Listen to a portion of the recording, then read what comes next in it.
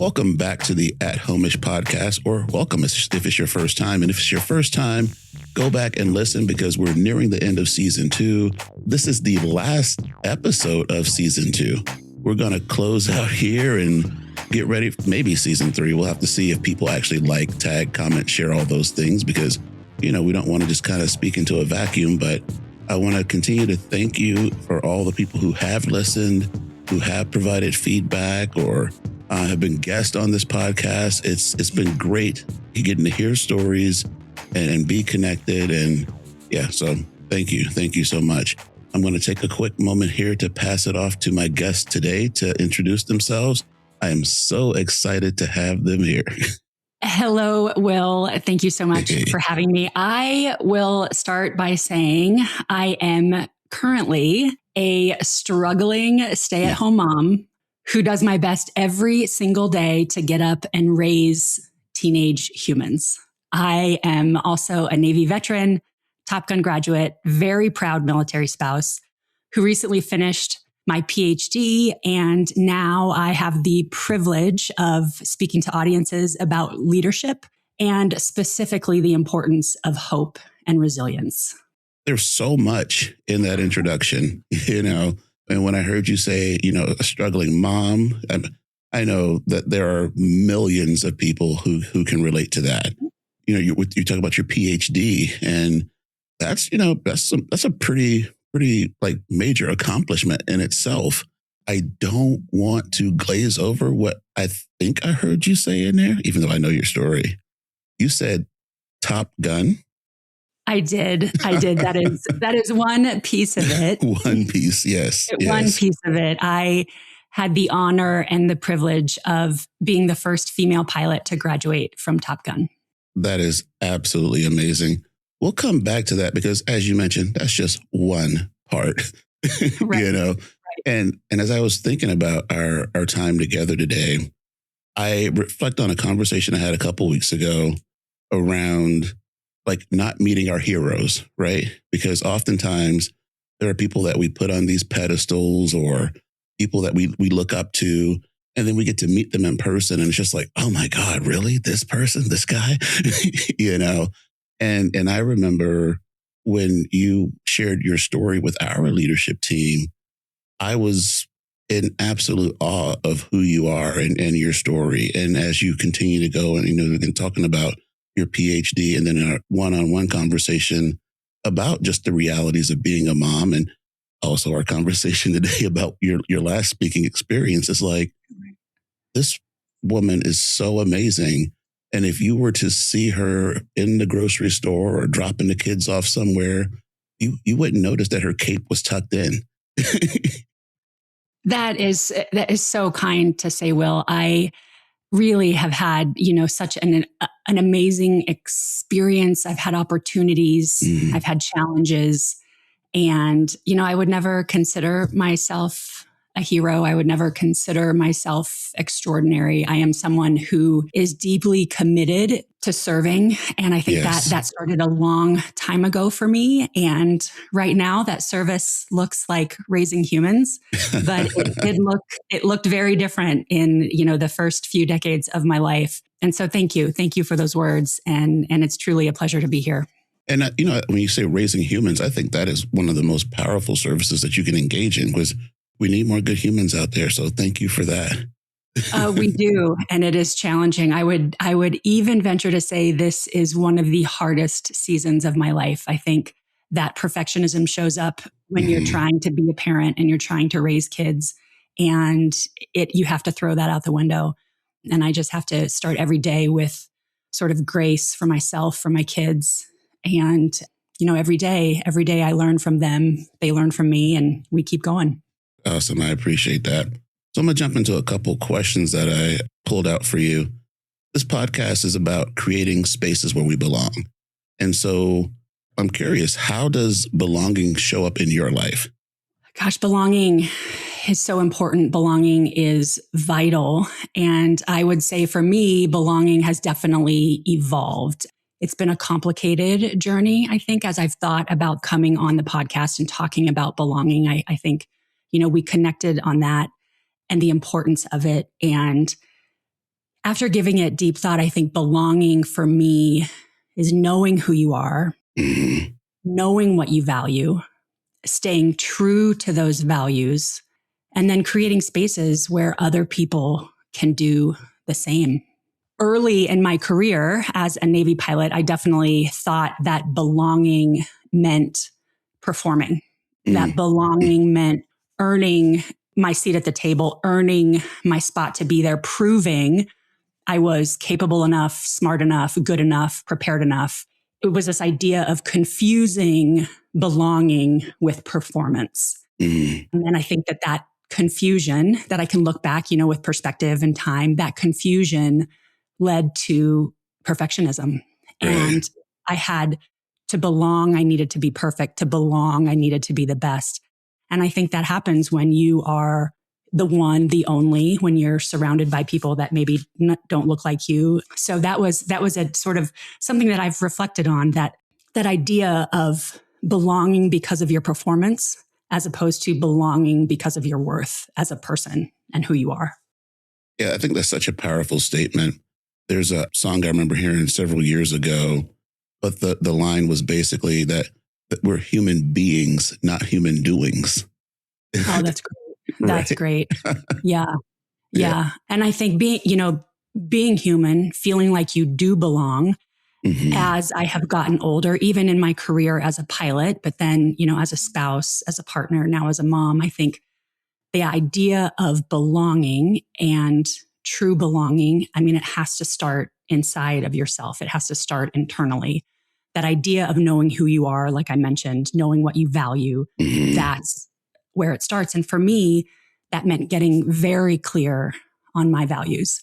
And I think as I've stepped into this new role, this role of public speaking, being able to talk about those values really helps identify really who I am. And I've had to do it now. And I think for me, belonging is about service. Mm-hmm. It's about family. It's about my faith. And it's about always striving for excellence. And that's something that I have always, held dear. And it's gotten me to where I am today. And I think that when you know those values, Mm-hmm. that helps you stop sort of shape shifting to Right. fit in to where you belong. It helps you understand that you get to choose where you belong when you have that foundation of values. So I think that's sort of belonging in a nutshell for me. Yeah. And I think that's such a powerful lesson, because I think it's easy for us to want to shape shift, to want to show up for others in the way that maybe we perceive they need us to. Right. And in a world where people may not have that same outlook, we're constantly shape shifting for people who are also shape shifting. So then that belonging becomes so, like, I don't want to necessarily say fluid, because fluid flows, but it's disjointed. There's not an actual thing you can pinpoint and say, here's who I get to be today, because it changes if people aren't strong and confident in who they are. That's so true. I totally believe in that. And I think I have a interesting story that kind of really spells out what belonging felt like for me and looked like for me in my career. When I got to Top Gun, truly, Will, it was one of the first times where I felt like I totally belonged. And that surprises people. I often get asked, what was it like being the first female pilot? And I think that a lot of people expect a negative answer. They expect or assume that maybe it was isolating or lonely. But at Top Gun, I was completely surrounded by other people who were also totally committed to excellence, totally committed to growth, totally committed to learning to become the best at their craft. And we were all there for the same reason. We were all focused on the same thing. And those shared values created that sense of belonging. And truly, Top Gun, I felt that. I felt that when I went through the course.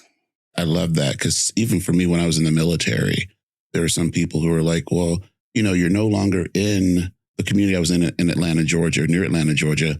Most people were similarly melanated, as I like to say, and when you're in the military, you meet people from all over the world, right? Right. And it was like, well, how did it feel to be there with like all these different people?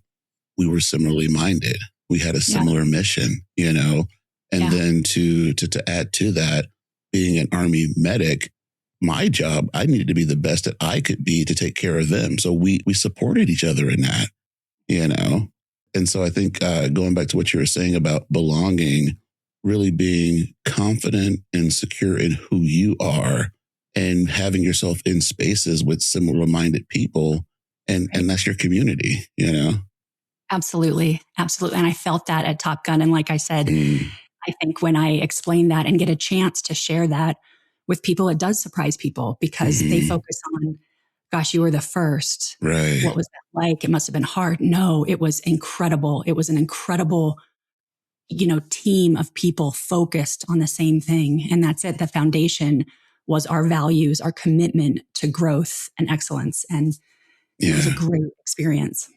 Well, now when I think about my work in relation to social justice, equity, and inclusion, I feel like you're really hitting on what with bias.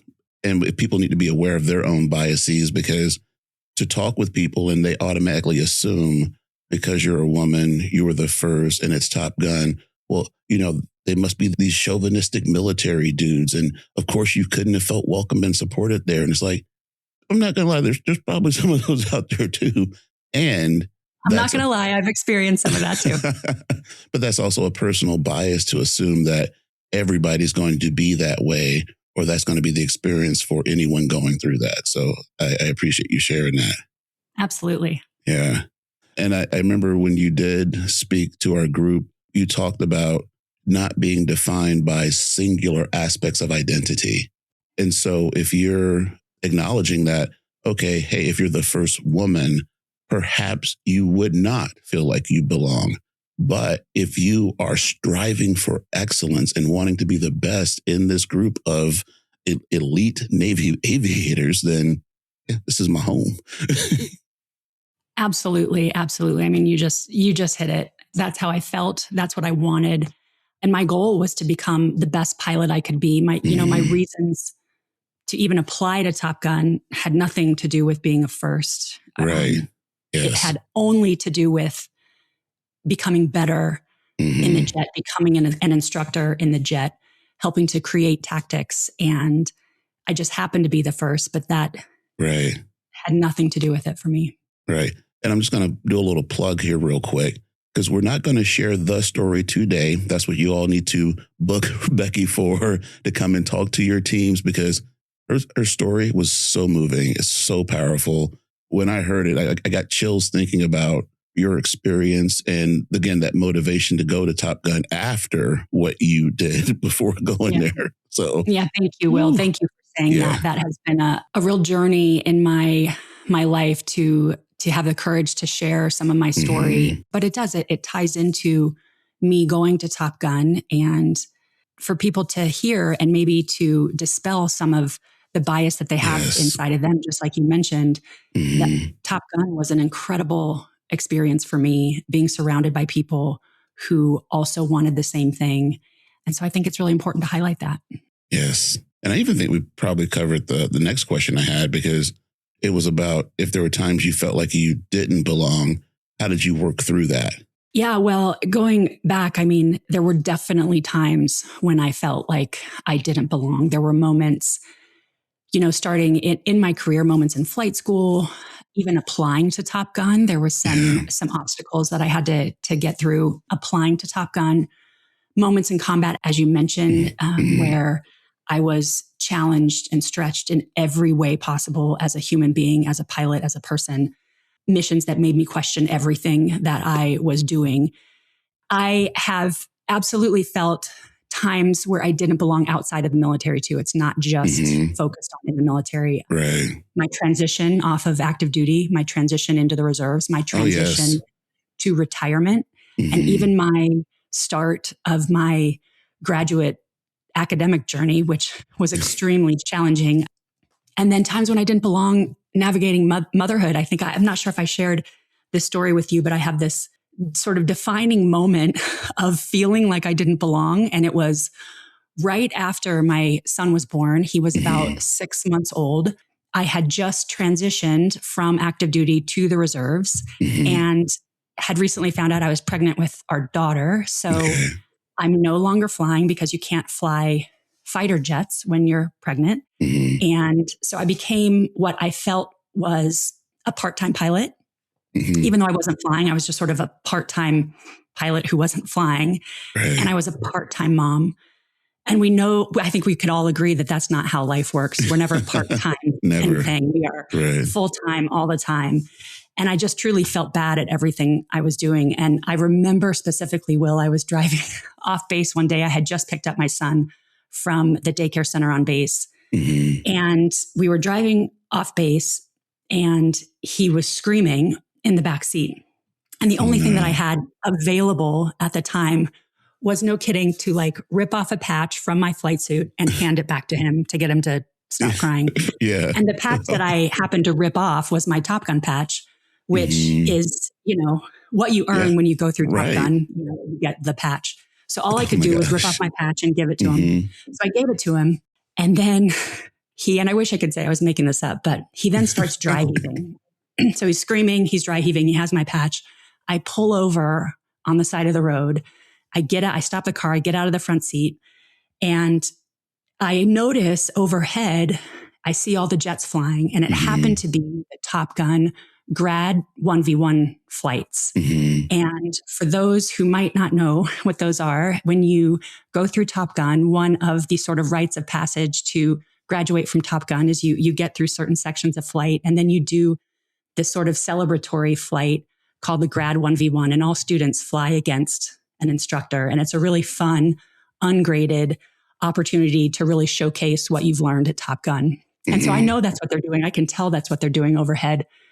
So I'm getting out of the car. I'm seeing these jets overhead flying the grad 1v1 flights. I open the back seat of our van and my son starts projectile vomiting on my Top Gun patch. Oh my gosh. So I am watching the jets fly overhead, holding my Top Gun patch literally covered in vomit. And I just remember this feeling of being completely lost, of feeling like I'm not good at anything. I don't fit in here. I'm not flying anymore. I'm not succeeding at raising a healthy child who can't make it the 5-minute drive from daycare to our house without screaming or dry heaving and projectile vomiting. And I think that it was this collision of identities for me, the realization that, you know, I had this idea of what I was going to do and it had drastically changed to now what I'm doing. And I'm trying to do both at the same time and feeling like I'm failing at both. And I just remember that story, literally seeing my Top Gun patch covered in vomit and just thinking, what am I doing? And I won't say it wasn't a low point. It was just a real tangible, like tactile example of feeling like I was lost. And I think I've come a long way because I realized that, as you mentioned, we are so much more than one identity. So much. And that for me was that moment for me. We are built for so much more than maybe we originally thought. Or even what we originally had planned or what we're doing right now at this moment. And so, you know, that was my story of living between these two worlds, feeling like I didn't belong in either and realizing that actually I have way more to give than one part of myself. And I think that when you can think about moving between those different identities, that is where you can understand your value, your complexity, your worth. So it took a Top Gun patch covered in vomit for me to see that. But that's it. I mean, that is the moment where I felt like I did not belong. Oh my gosh. Yeah. Wow. That is definitely a powerful story and excellent imagery. I can see it like it was yesterday. And, you know, I think back to when I first started this podcast and wanting people to come on and share their stories, the power of the things that we can connect to, you know.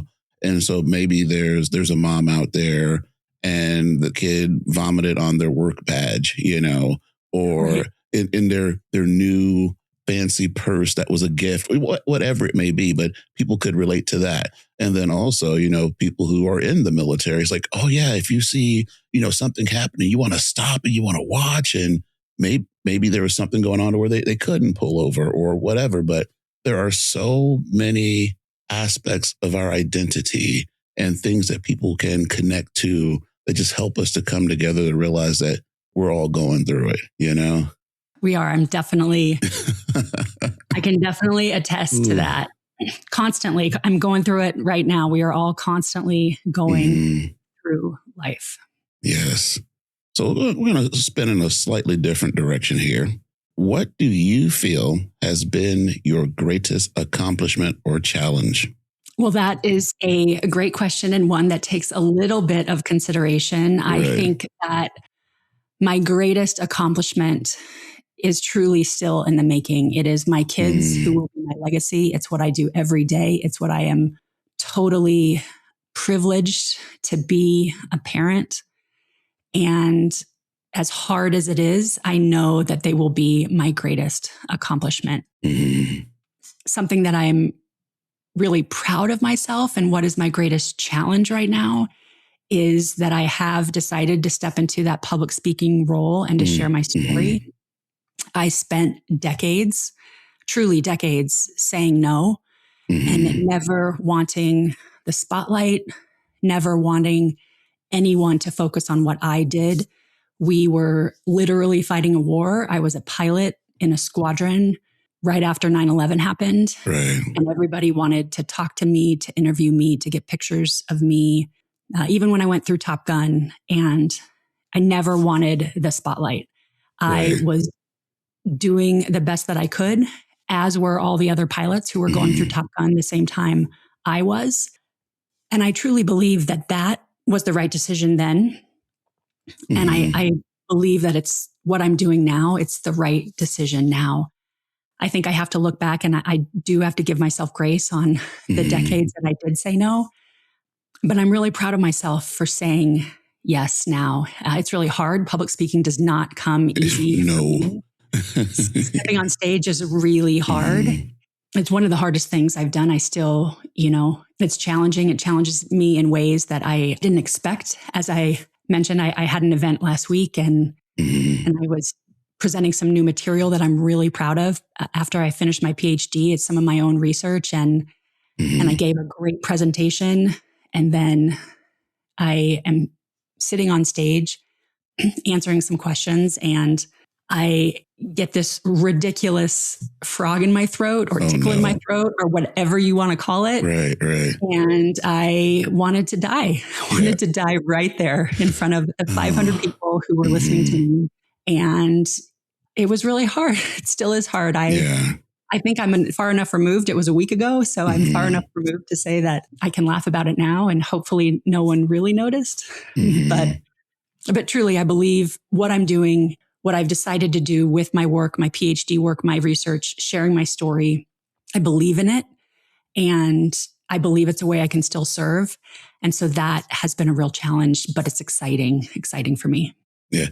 I do have to share that if I was there with you when you were on stage and you had that frog in your throat, we have these wonderful mugs here with our logo on it. And see, I'm putting it up here like people are actually going to see the video, but they're not. And as I would have offered you, it's like, hey, here's some water for you. Just got to take care of you. But, when we talk about belonging and some of the challenges, there's a couple ways to look at it. As individuals, we need to come in secure in our values, confident in who we are. But then also for people who are in leadership roles or any kind of support roles, how do they create that environment where the support is there as opposed to any sort of criticism or expectation of perfectionism? Because I think a lot of times our perfectionism comes from this expectation that we have to show up for others in a certain way and that we may not have grace from them. So how can leaders now have that grace? That is so true. Those words are so true. And leaders need to understand that. Some of the work that I'm focusing on is how leaders can both work on themselves of what things that they need to work on, but also develop capacities in their people. Yes. And really, I think those capacities that I have researched that I am am sharing will create belonging, will create a sense of community and acceptance when we develop hope in others, when we talk about resilience in others. So that's all critical, Will. It's all critical. And I would be very, very happy if you would have offered me a mug of hot tea or something, or pulled a fire alarm, maybe, or we could do that done too. Something. Yeah, I like point to Trent in the corner. Hey, pull that alarm real quick. Let's end this, and then we'll come back. Right. After these commercial announcements, a word from our sponsor. Right. Oh my goodness! But you brought up another good point. I feel when you're talking about not necessarily wanting to do the interviews or be in the spotlight. Because what I think about too, along with society and others creating this air of us needing to be perfect, and it kind of goes full circle back to the beginning about society wanting to create heroes, And so it's like, how can I now put this person in the spotlight and they share their story so that we all now look up to this person and idolize them as, again, we're all going through something. That is so true. I think one of the things when I reflect back on why I spent so many years and decades refusing the spotlight and really shying away from it, I think that there's a lot of things that are interwoven there. One, to include imposter syndrome that I had to deal with. Perfectionism is in there. And then I think you just hit it, and something that obviously people don't talk about enough, but it's sort of fear of your own failures and mistakes being brought to light. I think that is also hard, but it's we are human and no one is perfect. And I think that that's how I've evolved, is that I realize that is something we all share. We all share missing the mark. We all share being imperfect. That is something that we can all relate to. And my younger days in the Navy, even my time at the academy, when I was in college, early 20s, late teens, just this idea that I had to change who I was to fit in. I had to be perfect to be accepted. I had to be the best in the jet to be even thought of as an option to go to Top Gun, when that's not true at all. No one's perfect in the jet. And so, that comes with time and perspective though, right? I was, 26-year-old pilot, 28-year-old applying to Top Gun and just wanting to be the best and sort of trying to hide all the other aspects of myself that were imperfect. But that truly is what we can all relate to. For sure. Yeah. So we've kind of dabbled a little bit on your dissertation. Can you talk a little bit more? Like, what's this big, wonderful work you've put out into the world? Thank you for asking. And I would love to share. I have spent the last 7 years studying leadership. And a couple of years ago, I came across a concept that truly changed my life. And when I don't use that phrase lightly, but when I saw it in my textbook, when I dug into it, when I realized what it was as if this question that I had been asking myself for decades of how did I get through this? How did I overcome these challenges? How did I, come back from that combat experience that truly nearly broke me? And it's this concept of psychological capital. Oh, yes. And when I really started to understand what psychological capital was and is, this light bulb went off, and it was like, this is what I had. This is what I have. This is what my parents instilled in me. And all of my research, all of my work has been around psychological capital and how it can help people, it can help leaders, and it can help organizations. My dissertation, which I just finished a few months ago, was on the relationship between psychological capital and burnout, and how psychological capital can help reduce burnout in high stress, high stakes organizations. Yes, that's good stuff for sure. Because what it's making me think about now, a term that often comes up in equity, inclusion, and social justice work is psychological safety, right? And that term is often around, and I know some people look at it in a negative sense of, well, we need to create safe spaces. And I'm like, okay, I don't disagree with that, because that goes back into How are we providing grace? How are we looking out for people? How are we handing people a cup of water or hot tea if they have a frog in their throat, right? But we also have to be able to show up confident in ourselves, and That's it, Will. And, when I have travel around and I talk about my work and I get to present my work, and that is one of the first questions people ask or they have, because people are very familiar with the concept of psychological safety. Yes. Creating a safe space where people feel like they can take risks, make mistakes, admit when they do things wrong. And that is all so vital and so important. And what you just said hits the nail on the head. We have to have internal capacities to be able to show up in those spaces. And that is what psychological capital is. It's internal resources that support adaptability, flexibility, and continued resilience. And I forgot to mention what psychological capital is. It consists of 4 components, and those 4 components are hope, self-efficacy, resilience, and optimism. Yes. And for those listeners, maybe who I went through that pretty quickly, the acronym is HERO. And I wish I could say I made this acronym up because it just works well with sort of a military story when I share it, when I talk about it. But I didn't. It was created and developed by some incredible researchers in the early 2000s. And yeah, hope, efficacy, resilience, and optimism make that acronym HERO. And those capacities are all inside of us. They are measurable.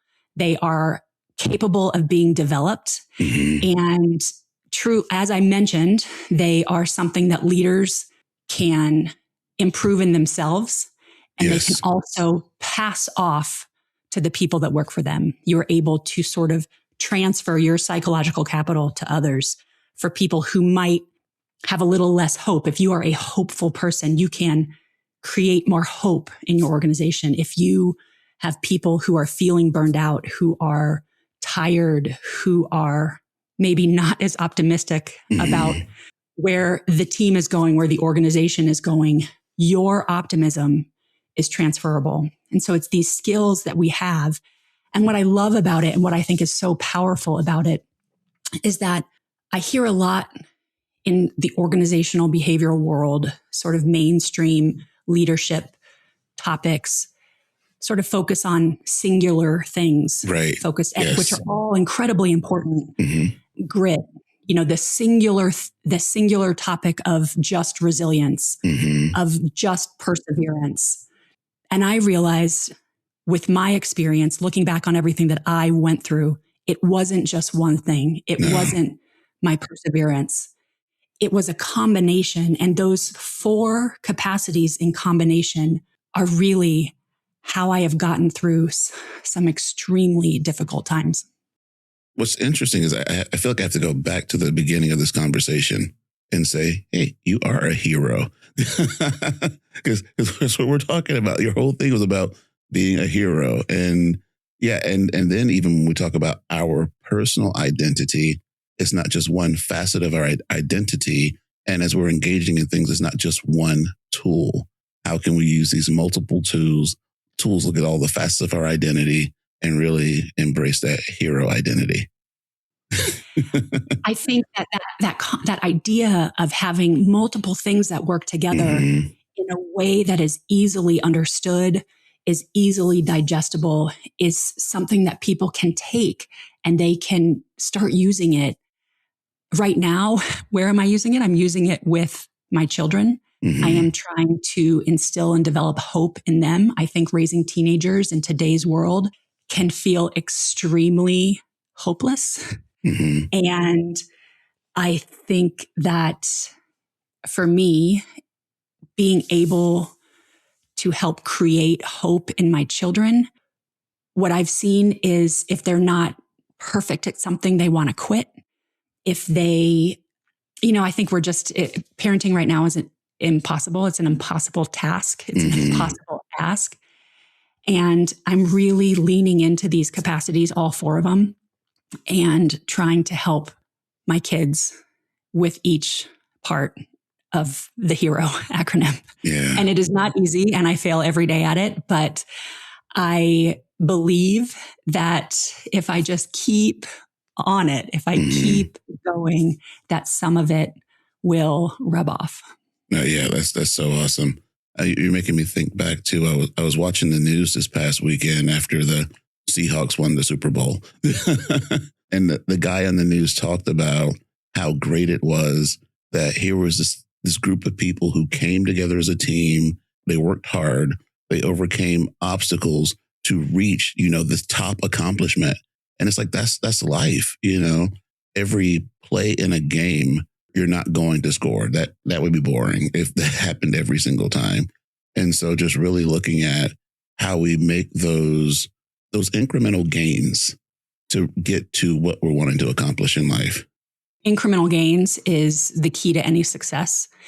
And one of the aspects of psychological capital is that resilience. And I think resilience does resonate with a lot of people because, there's a lot of research on resilience. We talk about resilience. And when I dug into resilience and what resilience really is, the leading researcher on resilience, her name is Dr. Ann Maston, and the work that she has put out is incredible.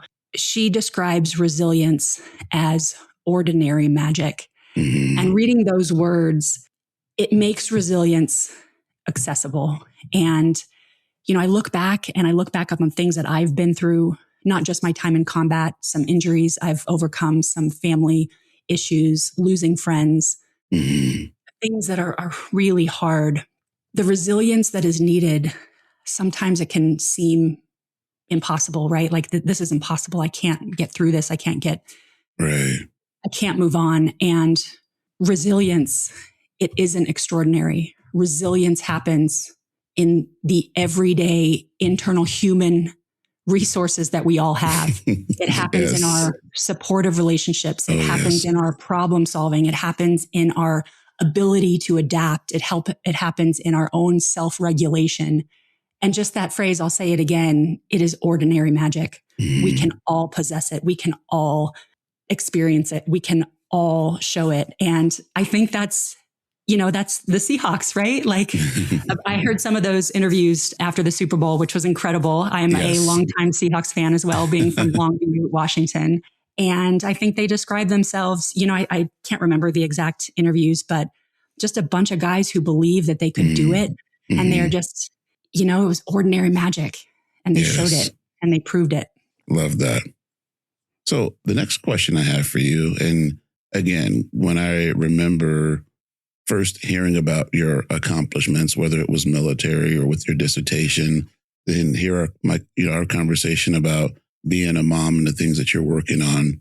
Based on your accomplishments, people will probably hold you in high regard, like, oh my God, she's amazing. And you are. But what's next for you? What do you see as your next challenge or adventure in life? Oh, well, first I will say thank you for those words. I truly I think a resume is just something people can look at.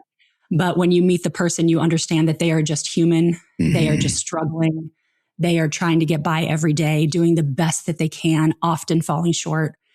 And so that's, how I would describe myself. But what's next for me is just figuring out a way that I can continue to bring my work to different groups and audiences and organizations. I really believe that this is my next act of service. I started my PhD journey with actually no end goal in sight. I knew I had this sort of desire to learn about leadership, to really help navigate my own experiences and give myself some new vocabulary on how to describe maybe things that I went through or things that my husband went through.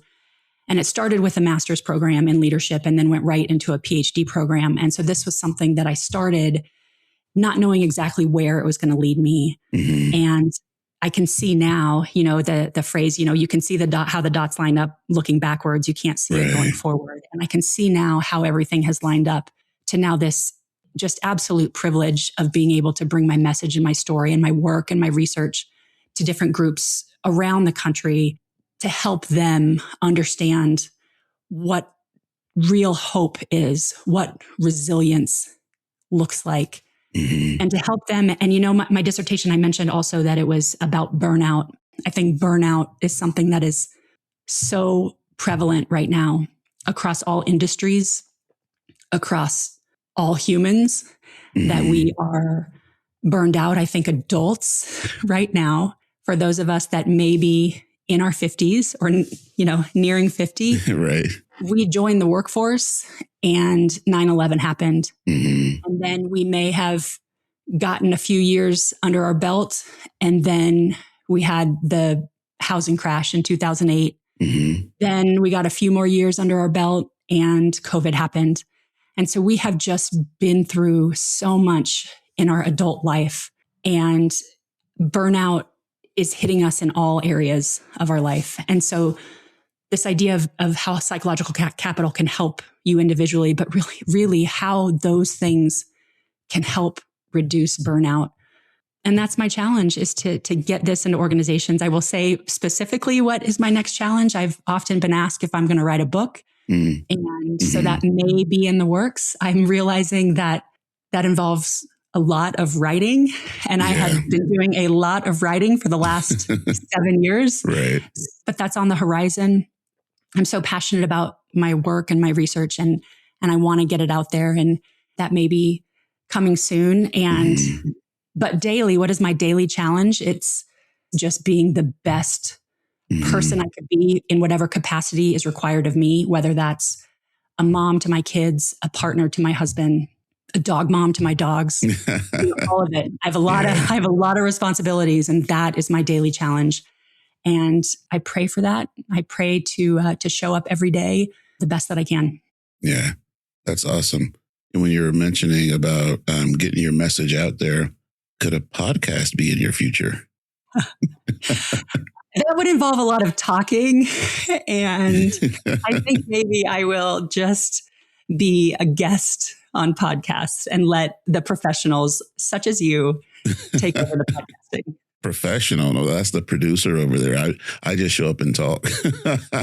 We'll talk about that because, we have a podcast network. And so, maybe get you talking with some other folks at some time. But again, I think you have a wonderful message and you're so easy to talk to. So thank you. Yeah, thank you, Will. I look forward to the book. I look forward to seeing you in other spaces. So I got to get your calendar, know where you're showing up if you're somewhere local, and I'll be supporting. I'll maybe just jeer you a little bit. You can be ready to pull that fire alarm if I need it. Exactly.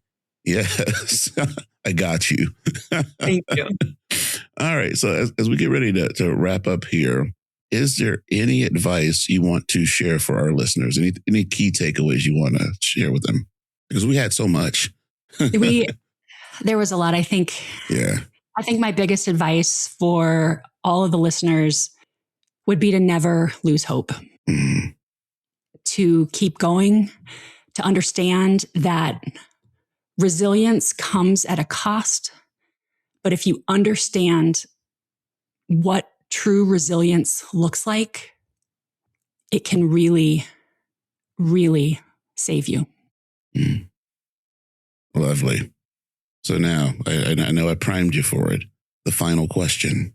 When I talk about what helps us to feel at home, sometimes it's music, sometimes it's people, sometimes it's food. And so when I think about it wasn't really a question, but more of a statement when you presented to our group that like the next Top Gun movie should be about you because you're someone who's actually done this. You're not a paid actor or actress, reading a script and performing.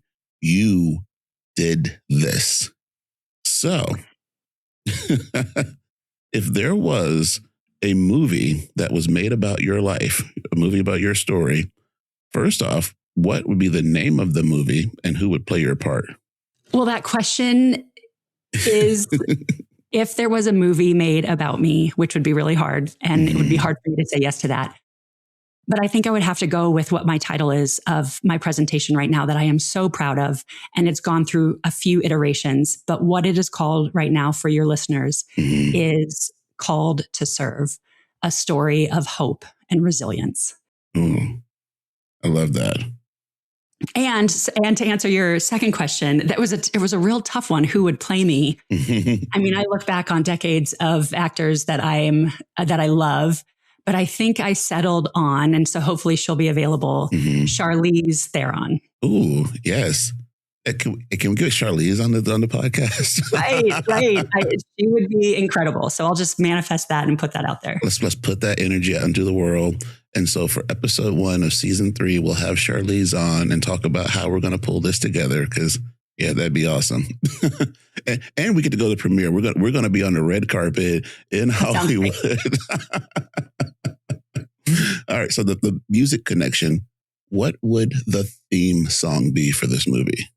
I mean, also a really tough question, but one that I can answer actually pretty easily. I didn't even need this as a look ahead question. Okay. It would be Girl on Fire by Alicia Keys. Oh, oof. And we can get Alicia on too. We can get Alicia. See, because we have 3 different spots here on the couch. We could have you come into the studio and then have Alicia and Charlize there and just really just chop it up one day. That'd be awesome. That would be great. That song is something that I've used before. I've used it for motivation. I've used it for a lot of different reasons. And the message, why she wrote it, it just really resonates with me. And it's an incredible song. Love that. I'm going to leave one final song also, and I kind of alluded to it in the beginning. The musician, his name is Glenn Lewis, and the song is called Superman. But part of the opening line is, "Don't tuck your cape in, young sister, let it flow in the wind." And it's like they want you to be like Clark Kent, young brother, but you're more like Superman. So thank you for being one of our superheroes, and thank you for spending time on this podcast with us today. Thank you, Will. I truly thank you for inviting me, for letting me talk and share my story with your listeners. And it was a real pleasure. Thank you. Thank you so much. Thank you for tuning in to the At Homish podcast, a member of the Snohomish Podcast Network. So excited and sad to be wrapping up season 2. But I promise you, from the feedback we're getting from almost all 50 states and almost 30 countries and thousands of listeners and great guests that we have on, we're going to continue. So we shall return and continue to wise up and rise up. Peace out.